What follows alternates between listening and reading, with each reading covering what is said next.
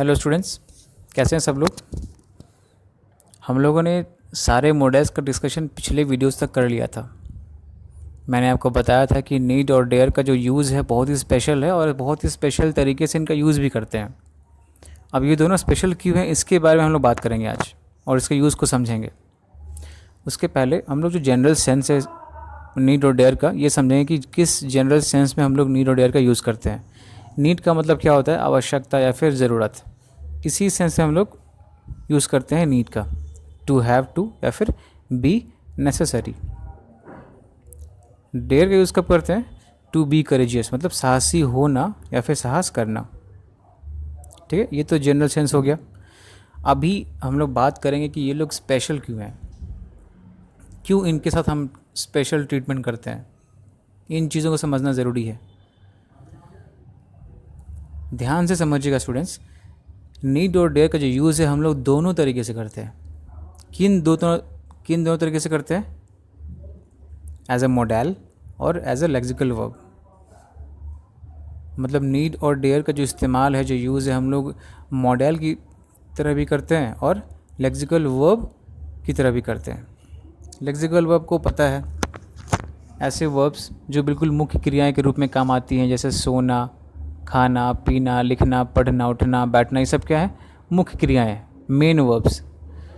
इन्हीं main verbs को हम लोग क्या बोलते हैं? Lexical verbs, right. और मॉडल्स इनका हम लोग यूज़ हेल्पिंग वर्ब की तरह करते हैं किसी भी सेंटेंस में, राइट। तो नीड और डेयर का जो यूज़ है दोनों तरीके से करते हैं, इसलिए ये दोनों स्पेशल हैं। और इसी कारण से इन लोगों को क्या बोला गया है? सेमी मॉडल्स या फिर मार्जिनल मॉडल ऑक्सिलरीज, राइट। देखिए क्या है, these are both modals and lexical verbs, मतलब दोनों की तरह काम में आने वाले ये मॉडल्स या फिर ऑक्सिलरी वर्ब्स की तरह काम में आते हैं ये। Because these are different from other modals, मतलब ये दूसरे मॉडल से बहुत ही भिन्न है, बहुत ही अलग तरीके से काम करते हैं, इसलिए इन्हें सेमी मॉडल्स या फिर मार्जिनल मॉडल ऑक्सिलरीज कहा जाता है। ओके,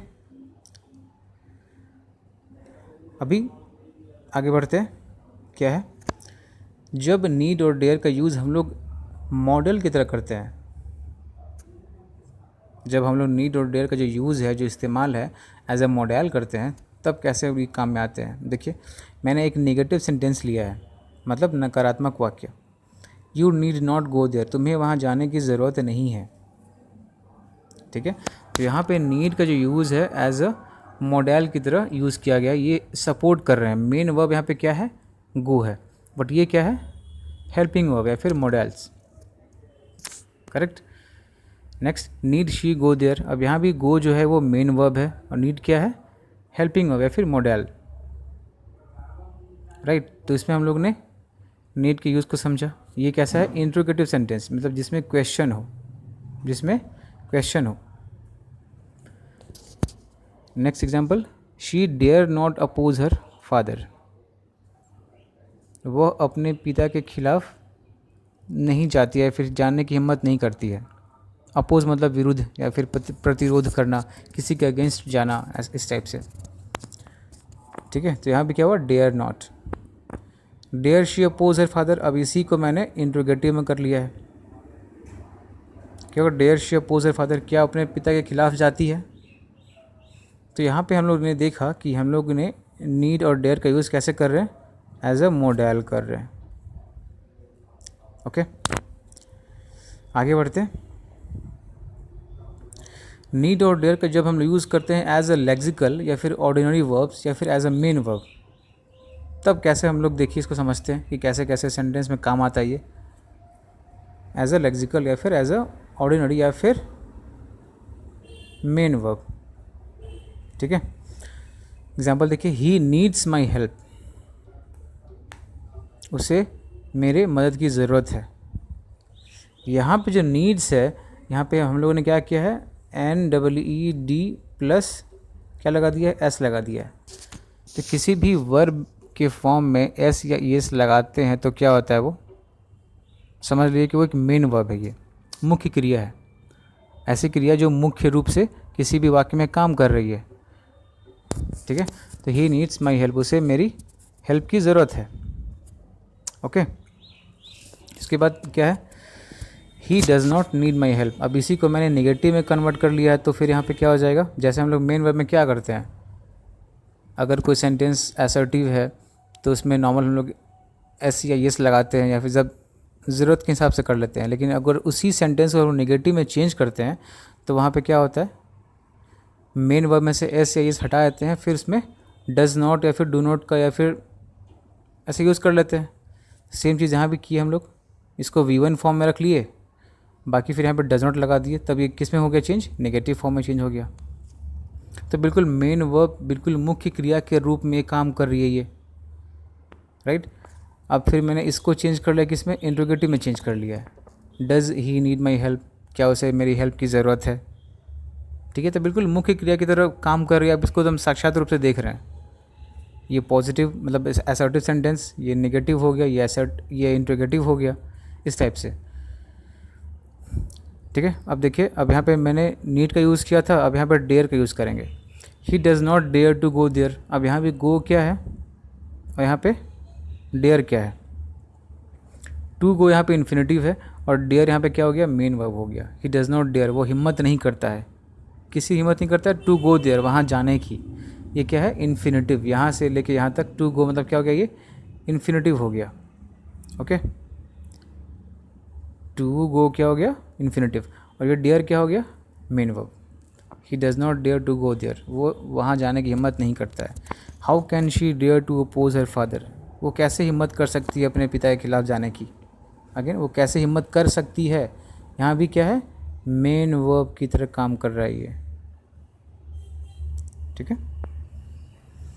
तो हम लोग ने देखा कि हम लोग नीड और डेयर का यूज़ एज ए मॉडल भी कर रहे हैं और एज अ लेक्सिकल वर्ब या फिर मेन वर्ब की तरह भी यूज़ कर रहे हैं, ठीक है। ये आपको आई थिंक क्लियर हो गया होगा। इसके बाद भी कुछ डाउट अगर रहता है तो आप लोग बिना सोचे समझे कमेंट बॉक्स में डाल सकते हैं। चलिए अभी कुछ एग्जांपल्स और देखते हैं, आपको क्लियर हो जाएगा ये, राइट। जब हम लोग मॉडल की तरह यूज़ करते हैं तो क्या होगा, देखिए, ही कैन नॉट रन, वह दौड़ नहीं सकता। ही डेयर नॉट रन, वो दौड़ने की हिम्मत नहीं करता है, ठीक है। ही नीड नॉट गो, उसे जाने की ज़रूरत नहीं है। अब यहाँ पे ही नीड्स या फिर ही डेयर्स मत कर दीजिएगा, गलत हो जाएगा ये, बिकॉज यहाँ पे एज अ मॉडल यूज़ करें, मेन वर्ब यहाँ पे रन है, यहाँ पे क्या है, गो है। ये क्या है, सपोर्टिंग है, मतलब मॉडल है, तो यहाँ पे एस डेयर में या फिर एस नीड में नहीं लगेगा, राइट। बट अगर जब इनका यूज़ हम लोग करते हैं एज ए लेक्सिकल मतलब मेन वर्ब की तरह, तो देखिए, ही डज़ नॉट गो। अब यहाँ तो मैंने नॉर्मल लिया है कि इसमें नीड और डेयर का इस्तेमाल किया हुआ नहीं है, तो नॉर्मल सेंटेंस जैसे हम लोग अगर लेते हैं तो फिर कैसे होता है ये, ही does not go. Negative sentence में ये मेन वर्ब है और इसको अगर नेगेटिव में चेंज करना है तो फिर यहाँ पे डू और डज़ का हम लोग यूज़ कर लेते हैं। ठीक उसी तरह यहाँ पे ही डज़ नॉट नीड, ये भी यहाँ पे क्या हो जाएगा, मेन वर्ब हो जाएगा और उसको नेगेटिव में चेंज करने के लिए डू और डज़ का यूज़ कर लेंगे। ही के साथ हमेशा डज़ आता है, इसलिए he does not need, he does not dare, ठीक है। तो सेम जिस तरह यहाँ पे गो काम कर रहा है उसी तरह यहाँ पे नीड काम कर रहा है और ठीक उसी तरह यहाँ पे डेयर भी काम कर रहा है एज अ मेन वर्ब, ठीक है। तो मेन वर्ब और मॉडल में क्या डिफरेंस आपको मालूम चल गया होगा कि कैसे उनका ट्रीटमेंट होता है। Okay, next. अब देखिए, मॉडल्स, जब हम लोग उसका यूज़ एज ए मॉडल्स करते हैं तो हम लोग यहाँ पे कभी भी डेयर्स, ये आपको मैंने बता भी रखा है कि ही डेयर्स नॉट गो देयर, नहीं, गो यहाँ मेन वर्ब है, ये हमेशा क्या है, मॉडल्स है, तो यहाँ पे डेयर्स नहीं लगाएंगे, ये चीज़ गलत हो जाएगा। मैंने यहाँ पे मार्क भी किया है। ही कैंस नॉट गो, आपने कभी सुना भी नहीं होगा कि ही कैंस नॉट गो क्या होता है, राइट। ये सब गलत स्टेटमेंट है। He needs not go there, उसे वहाँ जाने की ज़रूरत नहीं है, इसमें यहाँ पे नीड्स गलत हो जाएगा, ठीक है। यहाँ पे क्या हो जाएगा, ही नीड आएगा, यहाँ पे क्या आएगा, सेकंड में ही कैन आएगा, फर्स्ट में क्या आएगा, ही डेयर आएगा, बिकॉज यहाँ पे ऑलरेडी गो और गो क्या है, मेन वर्ब है। तो इन तीनों का जो यूज़ है एज अ मॉडल्स होना चाहिए था। अब मॉडल्स में हम लोग एस या एस नहीं लगाते हैं, करेक्ट। लेकिन जब उसी नीड और डेयर का यूज़ हम लोग एज अ लेक्सिकल वर्ब करते हैं, एज अ मेन वर्ब करते हैं, तो फिर क्या करते हैं, हम लोग इसमें एस या यस लगा देते हैं अकॉर्डिंग टू यूज़ और अकॉर्डिंग टू सब्जेक्ट। सब्जेक्ट के अनुसार हम लोग उसमें एस या यस लगा देते हैं। जैसे देखिए ही डेयर्स टू गो देयर, वो वहाँ जाने की हिम्मत करता है। अब यहाँ पे जो है टू गो इन्फिनिटिव है, ये क्या हो गया, मेन वर्ब हो गया। ही नीड्स माई हेल्प, उसे मेरी मदद की ज़रूरत है। हु नीड्स माई हेल्प, किसे मेरी मदद की ज़रूरत है। तो यहाँ पे सब क्या है, सब मेन वर्ब है। और ये मेन वर्ब है तो फिर हम लोग यहाँ पे एस या इस लगा सकते हैं, कोई दिक्कत नहीं है। ठीक है, तो आई होप आपको ये वीडियो क्लियर हो गया होगा। अगर आपको ज़रा सा भी डाउट रहता है तो इस वीडियो को दोबारा देखिए, यकीन मानिए आपको समझ में आ जाएगा। ठीक है, तो फ्रेंड्स मॉडल्स चैप्टर का यहाँ पे ख़त्म होता है, ये इसका फिनिश होता है। हम लोग नेक्स्ट वीडियो से इंग्लिश के बेसिक स्टार्ट करेंगे। बेसिक मतलब एकदम बिल्कुल ground level basic, what is subject, what is object, what is alphabet, ABCD से स्टार्ट करेंगे हम लोग। और ये सबके लिए ज़रूरी है, जिनको लगता है कि मुझे ट्रांसलेशन में दिक्कत हो रही है तो यहाँ से स्टार्ट कर सकते हैं वो। अब बेसिकली मैं ये ट्रांसलेशन के लिए ही कर रहा हूँ। ट्रांसलेशन बनाने के लिए पहले आपको बेसिक का ज़रूरत है और वो बेसिक हमें यहाँ से मिलेगा। बिल्कुल अल्फ़ाबेट ABCD से स्टार्ट करना पड़ेगा और जानना पड़ेगा कि कौन सा चीज़ क्या है, राइट। तो चलिए अभी मैं आपसे लेता हूँ इजाज़त, मिलते हैं नेक्स्ट वीडियो में अगले चैप्टर के साथ। तब तक के लिए थैंक यू, और वीडियो को अंत तक देखने के लिए बहुत बहुत धन्यवाद। Thank you.